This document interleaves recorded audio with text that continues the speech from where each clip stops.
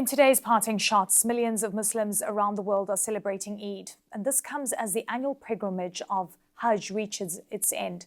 Among those who made the journey to Mecca this year is one of our producers, Kareem El Damanhoury, who shared his experience with us. Take a look.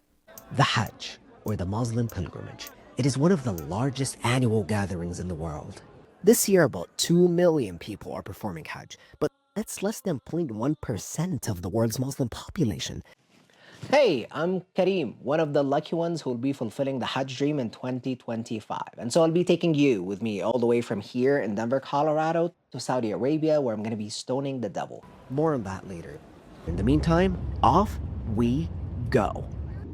In that long flight to Saudi, a few things to know about Hajj. It is one of the 5 pillars of Islam, meaning every Muslim must do it once in their lifetime. But that's only if they are able to, because you can expect to walk at least 25 kilometers during Hajj, and it's expensive. I am paying about $12,000 to go there.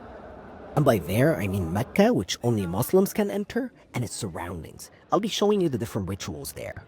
And now I'm finally in Mecca with the rida and the izar, which are simply 2 pieces of unstitched clothing. Every man during Hajj must put on those 2 pieces of unstitched clothing, whether they are rich or poor.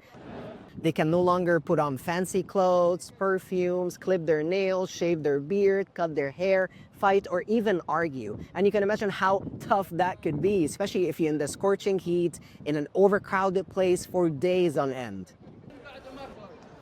But I actually love that synergy about Hajj. Think about that for a sec. 2 million people of all colors coming from about 200 countries, all doing the same rituals and looking the same. This is the most important ritual, the climax of the Hajj, so to speak, standing on Mount Arafat. In just a couple of hours, the temperature will reach 42 degrees Celsius or 107 Fahrenheit. It doesn't seem, however, that the temperature had taken away from the spiritual experience. أنا أول حجة عندي الأجواء ربانية رهيبة تقشعر لها الأبدان. وتمنيت من الله تعالى أنني أقف في هذا الجبل وربي يحقق لي هذه الأمنية. Aujourd'hui, c'est le jour de l'Arafat. On a fait des prières, on a fait des doigts pour tout le monde, pour le Sénégal et le monde entier. It is past midnight here in Muzdalifah and people are already starting to head out by bus. But many others prefer to stay and then leave right before sunrise, heading to the tent city of Mecca. So I'll be sleeping here on the sidewalk with thousands of other pilgrims. I promised earlier to show you the stoning of the devil. Okay, so pilgrims should have gathered pebbles in Muzdalifah, or sometimes they are handed to you, and then head to this site to throw them at pillars symbolizing Satan. This can obviously be dangerous because of overcrowding. The Saudi government has since taken intensive measures for safety, including the expansion of the bridge where the stoning happens into multiple levels, with numerous ramps and exits to avoid overcrowding. Today is finally the first day of Eid, aka Feast. I just finished stoning the devil and I'm en route to the Kaaba for one more step before I get my brand new look.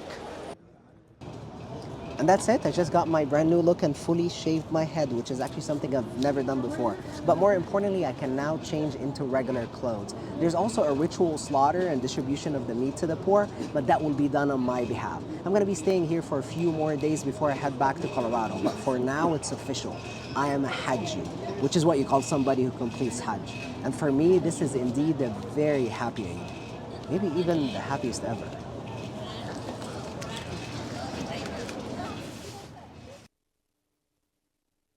All right, Eid Mubarak to everyone celebrating, and wonderful story there.